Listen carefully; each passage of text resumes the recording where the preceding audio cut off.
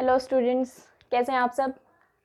I hope कि आप सब अच्छे होंगे and thank you so much कि आपका इतना अच्छा रिस्पांस मिला है मुझे फर्स्ट वीडियो के ऊपर। उसके लिए आप सबका बहुत बहुत बहुत शुक्रिया। ठीक है, ओके। तो आज का लेक्चर कंटिन्यू करते हैं। कल हमने पढ़ा था, क्या सीखा था हमने टेंस के लिए। टेंस टॉपिक चल रहा था ना हमारा, तो क्या सीखा था कल बेटा हमने। डायरेक्ट टेंस नहीं सीखा था, कल हमने जाना था टाइम के बारे में और एक्शन के बारे में कि टाइम। तो बेटा एक चीज़ और बोलूँगी मैं आपको, आज का लेक्चर डायरेक्ट देखेंगे उनको समझ नहीं आएगा। कल इस लेक्चर को देखने से पहले कल की वीडियो या पिछला लेक्चर ज़रूर देख लेना आप लोग, तभी आपको आज का लेक्चर समझ में आएगा।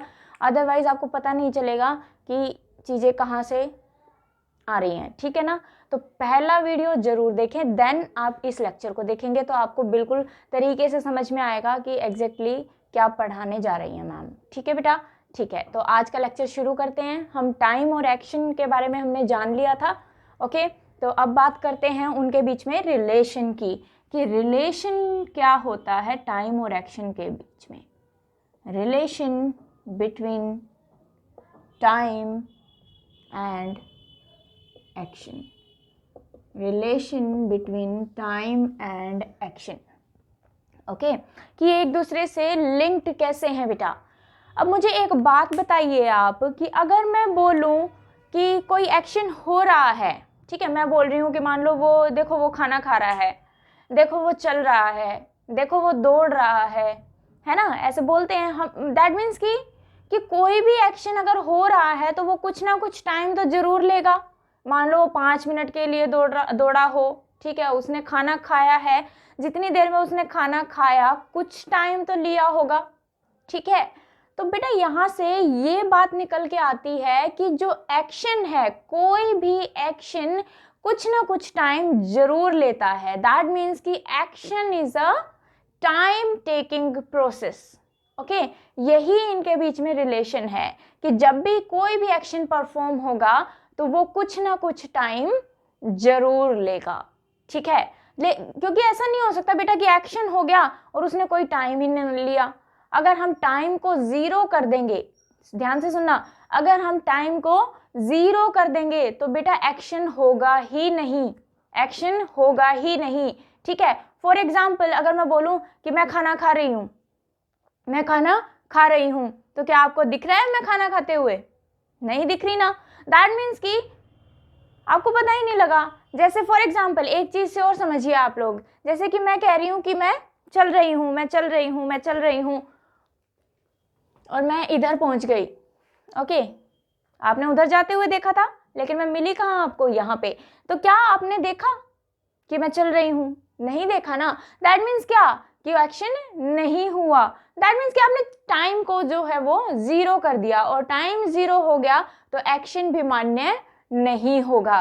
तो बेटा जब भी कोई भी एक्शन होगा तो वो टाइम जरूर लेगा, चाहे वो 1 सेकंड का टाइम ले। ठीक है बेटा, तो यही है, लिख लीजिए कि action is a time taking process. Action is a time taking process. अपने नोट्स साथ साथ बना लेना बेटा, ठीक है। प्रैक्टिस सेट के लिए मैं आपको पीडीएफ प्रोवाइड कर दूंगी, लेकिन बेटा जो ये मैं क्लास में पढ़ा रही हूँ आपको, इसके नोट्स आप खुद प्रिपेयर करेंगे, क्योंकि जब तक आप खुद से नहीं लिखेंगे तब तक आपको चीजें याद नहीं रहेंगी। क्योंकि जब भी एग्जाम आएगा तो रिवाइज करने के लिए हमारे पास मैटर तो होना चाहिए ना। और बेटा मेरा मानना है कि खुद से लिखा हुआ ज्यादा समझ में आता है। ठीक है बेटा, तो साथ साथ आप नोट्स जरूर प्रिपेयर कर लेना आपने। Clear, okay. तो हमने बेटा रिलेशन जान लिया कि जो एक्शन है वो एक एक्शन जो है वो कैसी प्रोसेस है बेटा, टाइम टेकिंग प्रोसेस है। दैट मीन्स कि कोई भी कार्य अगर कोई भी काम अगर होगा तो बेटा वो टाइम जरूर लेगा। क्लियर है सभी को? यहां तक समझ में आया? ठीक है, वेरी गुड। तो ये नोट डाउन जरूर कर लेना बेटा।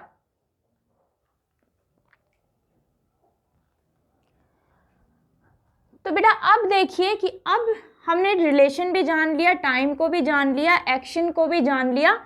अब बात करते हैं बेटा टेंस की, कि टेंस क्या होता है। तो टेंस होता है बेटा टाइम प्लस में एक्शन। टेंस आपका होता है टाइम प्लस में एक्शन। कहने का मतलब क्या है कि किसी टाइम पे अगर कोई एक्शन हुआ है तो उसको क्या बोल देते हैं बेटा, हम टेंस बोल देते हैं। किसी समय पे अगर हम किसी एक्शन को शो करते हैं तो वो हमारा क्या कहलाता है बेटा, टेंस कहलाता है। ठीक है, तो किसी टाइम पे हम जब किसी एक्शन को शो करते हैं तो उसको क्या कहते हैं बेटा, टेंस कहते हैं। क्लियर हुई यहाँ तक बात सभी को? ठीक है, ओके। अब बात करते हैं बेटा आगे। देखो हमने टाइम कितने टाइप्स में डिवाइड किया था, कितनी डिविजन्स ली थी हमने? प्रेजेंट,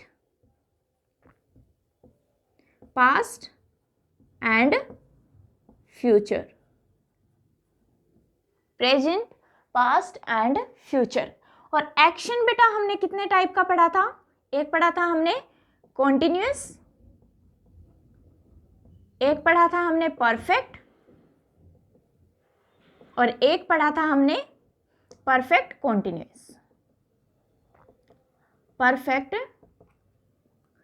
नीचे लिख देती हूं मैं, परफेक्ट कॉन्टिन्यूअस। यही पढ़े थे बेटा एक्शन के टाइप्स हमने। ओके, और एक और पढ़ा था बेटा हमने, वो एक्शन का टाइप नहीं था बट मैंने आपको एक चीज और बताई थी। किसके बारे में बताया था? इनडेफिनेट के बारे में, कि जिसमें हम कोई एक्शन नहीं होता, सिर्फ हम इंफॉर्मेशन प्रोवाइड करते हैं। कल एक स्टूडेंट का बेटा डाउट था कि आपने ये बोला था इनडेफिनेट में, आपने एग्जाम्पल दिया था कि मैं पढ़ाती हूँ, मैं खाती हूँ, काम तो हो रहा है, पढ़ाना और खाना काम तो है, एक्शन तो है। बेटा ध्यान से समझो आप इन चीज़ों को। जब मैंने ये बोला कि मैं पढ़ाती हूँ, या फिर एक दूसरे एग्जाम्पल से समझो, मैं बोलूँ कि अगर मैं डेली मंदिर जाती हूँ, तो मुझे एक बात बताइए कि क्या जब मैंने ये बात बोली तो उस टाइम क्या मैं मंदिर जा रही थी? क्या कोई काम हो रहा था? नहीं बेटा, मैंने आपको सिर्फ रूटीन एक्शन बताया है, सिर्फ इंफॉर्मेशन दी है बेटा कि मैं डेली मंदिर जाती हूँ। ऐसे ही वो सिर्फ इंफॉर्मेशन थी कि मैं पढ़ाती हूँ, मैंने ये नहीं बोला था मैं पढ़ा रही हूँ। जब मैं ये बोल दूंगी कि मैं पढ़ा रही हूँ या पढ़ा रही थी या पढ़ा चुकी हूँ, तब बेटा वो एक्शन में काउंट होगा। समझ में आ रही है बात सभी को? ठीक है, पढ़ा चुकी हूँ बोलूंगी तो काम कंप्लीट हो गया, परफेक्ट बन गया, है ना। और पढ़ा रही हूँ तो कॉन्टिन्यूअस बन गया। और अगर मैं बोलूँ मैं 2 घंटे से पढ़ा रही हूँ तो परफेक्ट कॉन्टिन्यूअस बन गया, क्योंकि 2 घंटे में मैंने कुछ तो पढ़ा लिया होगा और अभी भी चीजें जारी हैं, तो बेटा वो परफेक्ट कॉन्टिन्यूअस में आ जाएगा। लेकिन अगर मैं बोलूँ मैं पढ़ाती हूँ, तो वो बेटा मैं सिर्फ आपको इंफॉर्मेशन प्रोवाइड कर रही हूँ, उसमें कोई एक्शन नहीं हो रहा है। क्लियर हुई बेटा? ठीक है, जिसका कल डाउट था वो क्लियर कर लेना बेटा, मैं दोबारा से बता दिया है आपको। ठीक है, ओके। तो अब ध्यान से देखो बेटा, मैंने टेंस क्या बोला? टाइम प्लस में एक्शन, टाइम प्लस में एक्शन। अब देखो हम टेंस में क्या पढ़ते हैं बेटा? Present indefinite, present continuous, present perfect and present perfect continuous. समझ में आया? यहां से ऐसे चीजें निकल के आती हैं बेटा, और हम क्या करते हैं, बुक से सीधा रटना शुरू करते हैं। चलो प्रेजेंट इंडेफिनिट पढ़ते हैं, चलो प्रेजेंट कॉन्टिन्यूअस पढ़ते हैं, चलो प्रेजेंट परफेक्ट पढ़ते हैं, और हमें चीजें रटनी पड़ती हैं। लेकिन हमें ये नहीं पता भाई कि प्रेजेंट और इंडेफिनिट आया कहाँ से है, प्रेजेंट और परफेक्ट आया कहाँ से है। ठीक है, तो बेटा अब से आपको चीजें रटनी नहीं पड़ेंगी, आपको अब पता है कि प्रेजेंट कहाँ से आया और परफेक्ट कहाँ से आया। ठीक है, ऐसे ही अगर मैं बोलूं, ऐसे ही पास्ट की चीजें हो जाएंगी। पास्ट में भी हम 3 ही एक्शंस को पढ़ते हैं, ये सिर्फ इंफॉर्मेशन प्रोवाइड करता है। ऐसे ही फ्यूचर के साथ। तो बेटा ये इस तरीके से हमारे टेंस जो हैं वो बनाए गए हैं। कल भी मैंने बोला था कि फ्यूचर सिर्फ अजम्पशन होता है, ट्रेडिशनल इंग्लिश इसको टेंस नहीं मानती है। ठीक है, लेकिन मॉडर्न इंग्लिश इसको टेंस मानती है, इसलिए हमें एग्जाम में यहाँ से क्वेश्चंस भी मिलते हैं। क्लियर हुआ बेटा कि कहाँ से आई हैं ये चीजें? Very nice. तो आप इसका स्क्रीनशॉट ले लीजिए, अब आपको चीजें पता रहेंगी कि कहाँ से चीजें निकल के आ रही हैं हमारे पास। क्लियर बेटा? Very good. चलिए अब आगे चलते हैं। अब हमने रिलेशन जान लिया कि टाइम और एक्शन के बीच में रिलेशन क्या होता है, और हमारे पास कैसे टेंस वहाँ से निकल के आता है, और उसकी टाइप्स हम किस तरीके से बनाते हैं। कोई डाउट बेटा यहाँ तक? अगर कोई डाउट हो तो कमेंट सेक्शन में प्लीज़ ड्रॉप कर देना। नेक्स्ट लेक्चर में आपका डाउट जो है वो ज़रूर लिया जाएगा बेटा।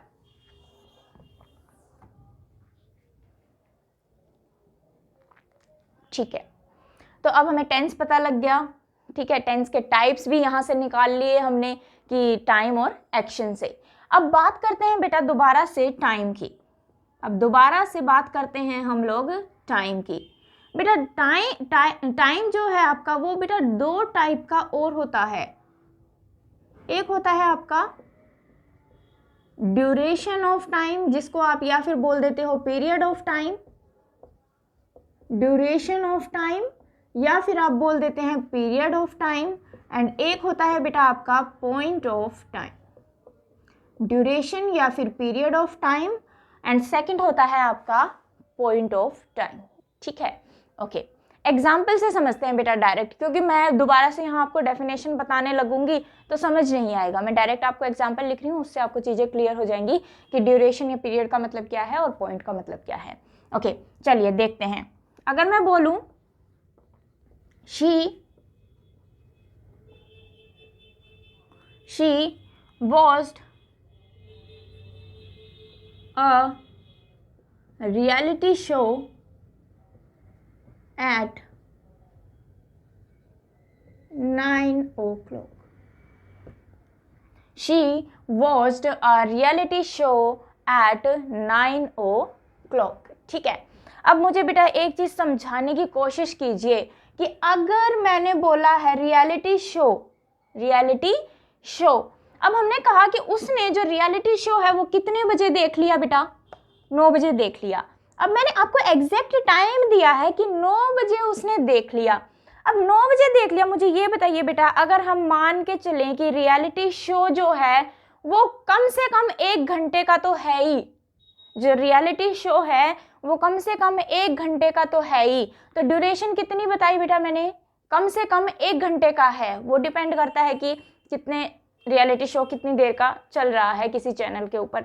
तो मान ले हम कि कम से कम 1 घंटे का है बेटा, तो मुझे ये बताइए कि क्या वो एग्जैक्ट टाइम पे, एग्जैक्ट 9 बजे क्या 1 घंटे का शो देख लेगा? नहीं देख पाएगा ना, कि एक पॉइंट पे, सिर्फ एक पॉइंट पे कि 9 बजे उसने रियलिटी शो देख लिया। तो मुझे ये बताइए सिर्फ बिल्कुल एग्जैक्ट 9 बजे क्या वो 1 या 1.5 घंटे का रियलिटी शो देख लेगा या देख लेगी? नहीं देख पाएगी ना बेटा। तो एरर क्या हो गया हमारे पास? वॉच्ड। तो यहां पे बेटा हमें क्या करना पड़ेगा कि she was watching a reality show at 9 o'clock, कि वो 9 बजे रियलिटी शो देख रही थी। जो एक्शन है वो कंटिन्यू में था। क्यों बेटा? क्योंकि मैंने आपको एग्जैक्ट टाइम दे दिया, और एग्जैक्ट टाइम दे दिया that means point of time. ठीक है, और अगर मैं यहाँ लिख देती 1 घंटा या 1.5 घंटा, तो वो क्या बन जाता बेटा? ड्यूरेशन या फिर पीरियड बन जाता। सबको समझ में आई हैं चीजें? क्लियर हुआ? ठीक है, तो ऐसे ही आपके एरर पूछे जाते हैं बेटा। अब देखो, आपने कहा कि she watched reality show 9 o'clock। भाई अगर हम हिंदी जुगाड़ निकालते हैं यहाँ से तो हमारा बिल्कुल सही निकलता है कि भाई 9 बजे उसने रियलिटी शो देख लिया, ठीक है, या देखा, जो भी। तो हिंदी जुगाड़ हमारा बिल्कुल सही है बेटा। लेकिन मुझे ये बताइए, क्या अगर हम इस सेंटेंस में लॉजिक लगाएंगे तो क्या वो एग्जैक्ट 9 बजे 1.5 घंटे का या 1 घंटे का रियलिटी शो देख लेगी? पॉसिबल नहीं है बेटा। तो इसलिए वॉच्ड की जगह हमें क्या लिखना पड़ेगा? Was watching. कोई डाउट? ठीक है, समझ में आया? ठीक है बेटा, स्क्रीनशॉट ले लीजिए इसका, देन आगे बात करते हैं।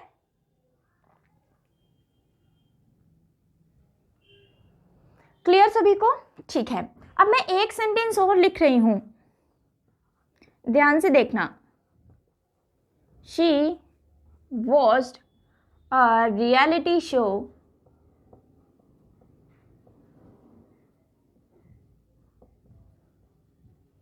yesterday.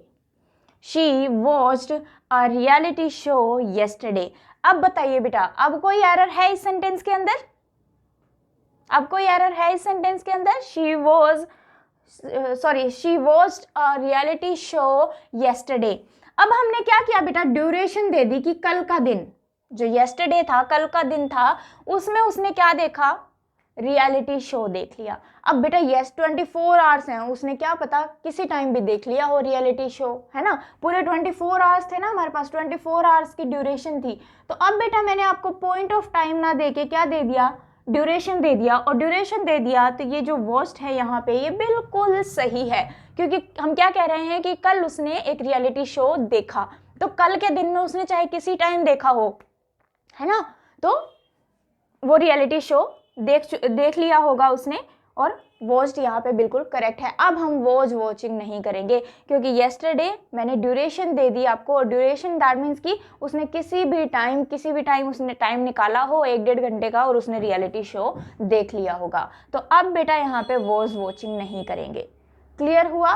लेकिन पॉइंट ऑफ टाइम पे हम एक पॉइंट ऑफ टाइम पे हम पूरा एक्शन नहीं कर सकते इस टाइप का, जैसे रियलिटी शो हो गया, या यहाँ पे मैं मूवी लिख देती, सीरियल लिख देती, ठीक है, कुछ ऐसी चीज़ें लिख देते हैं। तो उसमें आपको ध्यान रखना है बेटा कि ऐसे आपकी चीज़ें होती हैं वो कुछ ना कुछ ड्यूरेशन लेंगी बेटा, ठीक है, तो उसमें आपको कंटिन्यू लगाना पड़ेगा, आपको ध्यान देना पड़ेगा कि जो आपको उसने चीज़ें दे दी हैं वो पॉइंट ऑफ टाइम लेंगी या फिर ड्यूरेशन ऑफ टाइम लेंगी। अब इसमें भी बेटा ड्यूरेशन तो लेगी, लेकिन मैंने आपको आगे पॉइंट ऑफ टाइम नहीं दिया है, मैंने आगे आपको ड्यूरेशन ही प्रोवाइड की है, इसलिए हमने यहाँ पे क्या यूज कर लिया, वॉस्ट यूज कर लिया। क्लियर है बेटा? किसी को इसमें कोई डाउट हो तो आप कमेंट सेक्शन में जरूर बताइएगा मुझे, ठीक है, मैं दोबारा इसको रिपीट कर दूंगी। गुड, तो स्क्रीनशॉट ले लीजिए इसका, देन आगे बात करते हैं बेटा।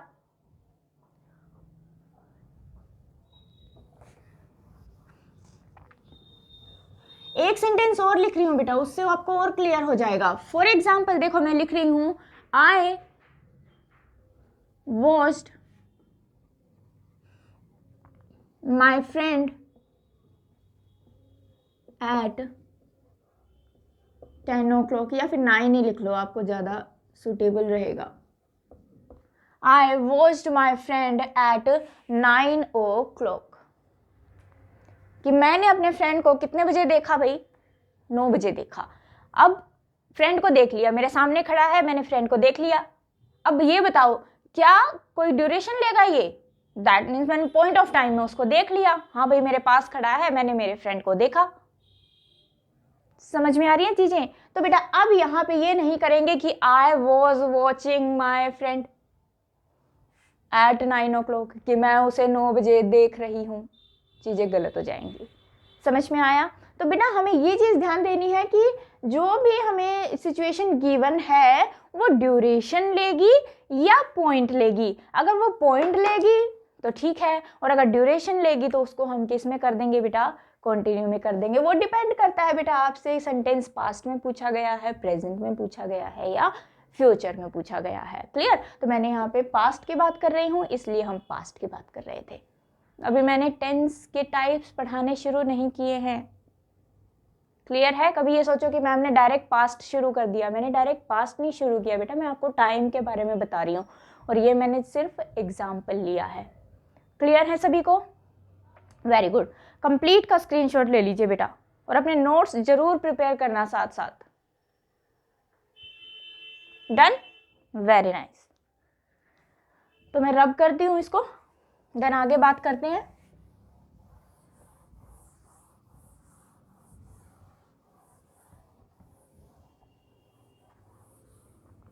तो इतनी चीज हमने सीख ली बेटा, टाइम भी हमने सीख लिया कि हम 2 टाइप का होता है। अब देखिए बेटा, हमने टेंस को बोला बेटा टाइम प्लस में एक्शन, टाइम प्लस में एक्शन।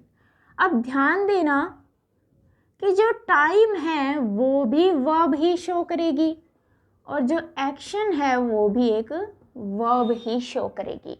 जो टाइम है वो भी वर्ब ही शो करेगी और एक्शन भी वर्ब ही शो करेगी। कैसे बेटा? फॉर एग्जाम्पल अगर मैं बोलूं कि he is writing a letter, he is writing a letter, वह एक लेटर लिख रहा है। अब मुझे ये बताइए बेटा कि जो ये इज लगाया है मैंने, इससे तो मुझे क्या पता लग रहा है बेटा, टाइम का पता लग रहा है, दैट मीन्स प्रेजेंट की हम बात कर रहे हैं। और राइटिंग से बेटा मुझे क्या पता लग रहा है, एक्शन का पता लग रहा है। इससे तो मुझे टाइम का पता लग रहा है और राइटिंग से मुझे क्या पता लग रहा है, एक्शन का पता लग रहा है। तो बेटा इन दोनों को मिला के मैं क्या कह सकती हूँ कि टाइम भी हमारा किसने बताया, वर्ब ने, और एक्शन भी हमारा किसने बताया बेटा, वर्ब ने। टाइम भी किसने बताया, वर्ब ने, और एक्शन भी किसने बताया, वर्ब ने बताया। तो आपने देखा कि यहां से मैं ये लिख सकती हूं,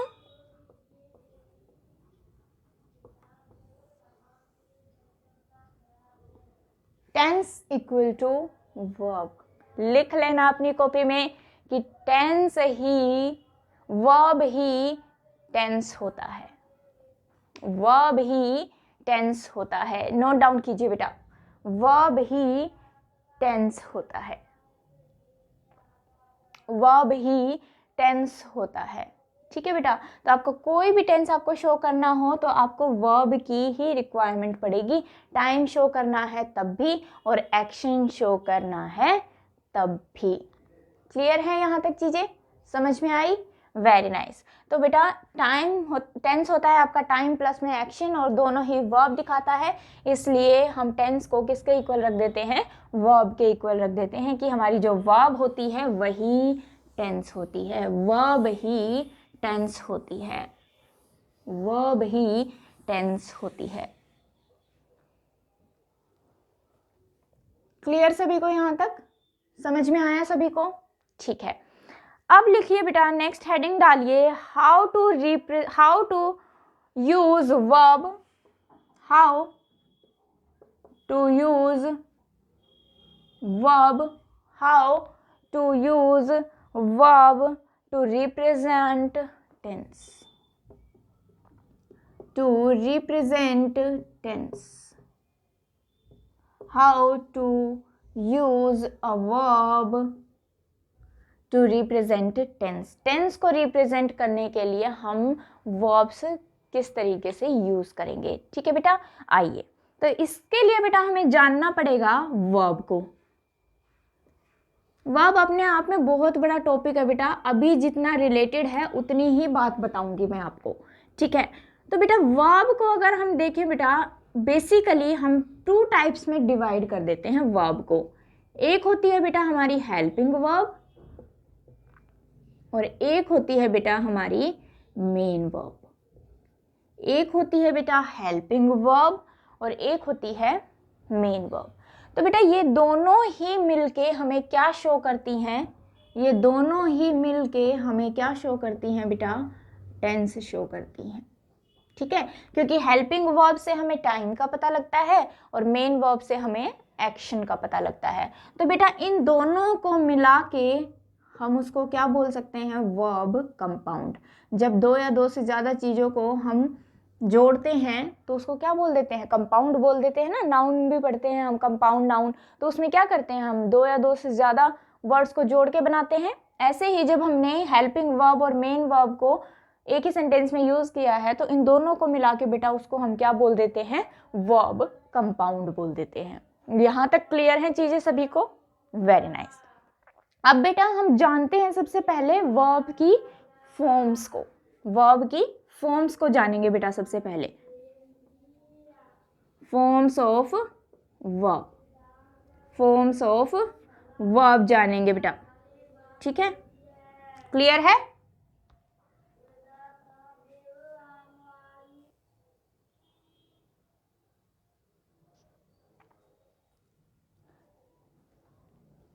तो बेटा हम फॉर्म्स जान रहे थे वर्ब की, तो सबसे पहले हम जानते हैं इसको बेटा V1 नहीं बोलेंगे, कभी भी V1 नहीं बोलेंगे, इसको बोलते हैं first form of verb, first form of verb. V1 कुछ नहीं होता है बेटा, ये ध्यान रखेंगे, V1 कुछ भी नहीं होता है। ठीक है, इसको हम क्या बोलेंगे, first form of verb, first form of verb बोलेंगे। अब फर्स्ट फॉर्म ऑफ वर्ब बोलेंगे तो आपको पता है कि इसमें सिर्फ क्या होती है आपके पास, वर्ब की फर्स्ट फॉर्म ही होती है। ओके, और ये क्या शो करती है बेटा आपको, आप लिख लीजिए, इसलिए मैं बार बार हट जाती हूँ ताकि आप इसको नोट डाउन भी कर सके साथ में, ठीक है, क्योंकि अगर मैं बीच में खड़ी रहूँगी तो आपको फिर दिखेगा नहीं। ओके, तो फर्स्ट फॉर्म ऑफ वर्ब होगी बेटा, इसको ये आपको क्या शो करता है, प्रेजेंट टाइम शो करता है, प्रेजेंट टाइम शो करता है, ठीक है, कि अगर हमें प्रेजेंट की कोई भी बात बतानी है तो उसके लिए हम V1 यूज़ करते हैं। और मैंने आपको इनडेफिनेट एक चीज़ बताई थी, उसमें हम V1 ही यूज़ करते हैं क्योंकि सिर्फ हमें इंफॉर्मेशन देनी होती है। क्लियर हुआ बेटा? ठीक है, अब लिखिए नेक्स्ट है V2, that is second form of verb. V2 नहीं बोलेंगे इसको, second form of verb, second form of verb. ये आपको क्या शो करती है बेटा, पास्ट का टाइम शो करती है, पास्ट का टाइम शो करती है, पास्ट के टाइम के बारे में बताती है आपको, ठीक है, तो उसे बोल देते हैं बेटा second form of verb, second form of verb. Third लिखिए बेटा, that is third form of verb,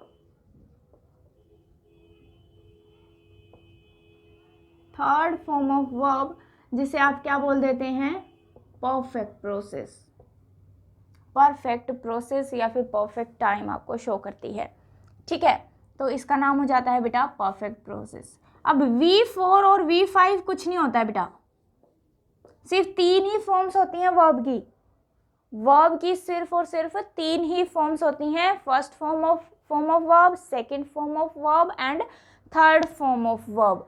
बेटा V4 और V5 कुछ नहीं होता है, हम V4 किसको बोल देते हैं, V1 प्लस में ing, गलत हो जाएगा, first form of verb plus में ing को हम V4 नहीं बोलेंगे या फोर्थ फॉर्म ऑफ वर्ब नहीं बोलेंगे, ठीक है, सिर्फ हम इसको बोल देंगे दैट इज कॉन्टिन्यूअस प्रोसेस या कॉन्टिन्यूअस टाइम को आपको शो करती है। ऐसे ही first form of verb plus में एस या फिर ES ये शो करती है आपको singular form of verb, singular form of verb, कि आप अगर हमारा जो सब्जेक्ट है वो सिंगुलर है, ही शी इट, तो उसके साथ हम क्या यूज़ करते हैं, वर्ब की फर्स्ट फॉर्म प्लस में SES। तो बेटा ये फोर्थ फॉर्म या फिफ्थ फॉर्म नहीं कहलाएगी, क्यों नहीं कहलाएगी, क्योंकि हम कुछ ना कुछ वर्ब की फर्स्ट फॉर्म के अंदर ही कुछ ना कुछ ऐड करके नई चीज़ बना रहे हैं, ठीक है बेटा, तो इसलिए वर्ब की जो फॉर्म्स होती हैं वो 3 ही होती हैं, ये तो एक्स्ट्रा हम वर्ब के फर्स्ट फॉर्म में ही ऐड करके इसको बनाते हैं। क्लियर है चीज़ें यहाँ तक? ठीक है, स्क्रीनशॉट ले लीजिए बेटा इसका, फिर आगे बात करते हैं, ठीक है।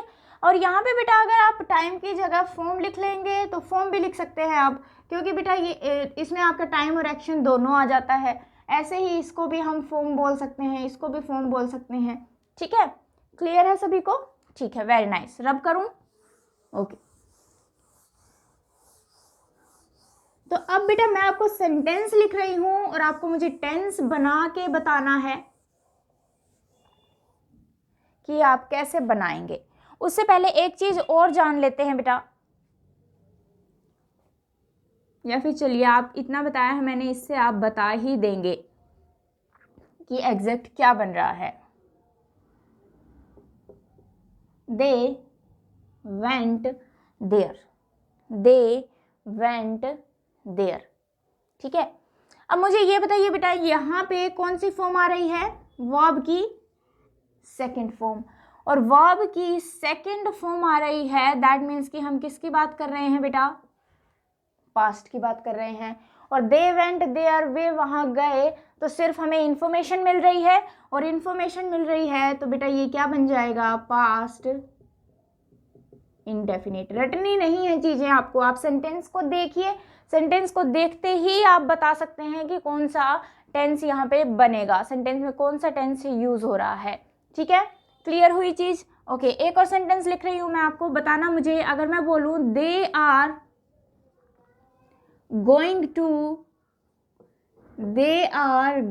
To market, they are going to market. अब मुझे ये बताइए बेटा आर क्या शो कर रहा है, प्रेजेंट, और गोइंग एक्शन कॉन्टिन्यू में है, दैट मीन्स कॉन्टिन्यूअस, तो आपका टेंस कौन सा बन गया बेटा, प्रेजेंट कॉन्टिन्यूअस, ठीक है, ये रटने की जरूरत नहीं है कि प्रेजेंट कॉन्टिन्यूस में क्या होता है, सब्जेक्ट प्लस में इज एम आर प्लस में वर्ब की फर्स्ट फॉर्म प्लस में आईएनजी एंड देन उसके बाद कुछ भी लिखा हो, नहीं रटना है हमें। क्लियर है? सेंटेंस से समझ में आ रहा है? आप सेंटेंस से ही टेंस निकाल सकते हैं कि इस सेंटेंस में कौन सा टेंस यूज हो रहा है। कोई डाउट बेटा? ओके, स्क्रीनशॉट लीजिए जल्दी से। ओके, नेक्स्ट सेंटेंस देखिए बेटा, they have done their work. They have done their work. अब जल्दी से मुझे इसमें बताइए कि कौन सा टेंस यूज हो रहा है। कौन सा टेंस यूज हो रहा है बेटा? अगर हैव की मैं बात करूं तो हैव क्या शो करेगा? प्रेजेंट शो करेगा, है ना, फर्स्ट फॉर्म होती है, प्रेजेंट शो करेगा। और डन जो है वो वर्ब की थर्ड फॉर्म है, और थर्ड फॉर्म क्या शो करती है बेटा? परफेक्ट फॉर्म शो करती है। और परफेक्ट फॉर्म शो करती है तो कौन सा टेंस बन गया आपके पास? Present perfect. क्या रटने की जरूरत है स्ट्रक्चर को? बिल्कुल भी रटने की जरूरत नहीं है बेटा, ठीक है। ओके, चलिए लिख लीजिए इसको, ये स्क्रीनशॉट ले लीजिए अगर बाद में लिखना है तो। नेक्स्ट सेंटेंस लिख रही हूं मैं, बताएंगे आप लोग कि क्या बनेगा, कौन सा टेंस उसमें यूज हो रहा है। लिखिए, सेंटेंस लिखिए, I have been writing an essay for 2 hours. I have been writing an essay for 2 hours. ठीक है, ओके, बात करते हैं। हैव जो है वो क्या शो करेगा? प्रेजेंट शो करेगा। बीन क्या शो करेगा? वर्ब की थर्ड फॉर्म है तो परफेक्ट शो करेगा, ठीक है। और राइटिंग क्या शो करेगा? कॉन्टिन्यूअस। राइटिंग क्या शो करेगा? कॉन्टिन्यूअस। तो क्या बन गया बेटा? Present perfect continuous. क्लियर है? तो आप पहचान लेंगे टेंस को। Very nice. तो बेटा आज का लेक्चर हम यहीं ख़त्म करते हैं, ठीक है। अगर आपको लेक्चर पसंद आया है तो आप प्लीज़ मेरे चैनल को सब्सक्राइब कीजिए, लाइक कीजिए और कमेंट करके मुझे ज़रूर बताइएगा कि आपको चीज़ें समझ में आई या नहीं। और अगर आपको कोई डाउट है तो वो डाउट भी आपका नेक्स्ट लेक्चर में लिया जाएगा, तो आप मुझे कमेंट करके बता सकते हैं कि कहाँ पे आपको डाउट रह गया है, ठीक है। ओके, थैंक यू बेटा, बाय बाय, टेक केयर।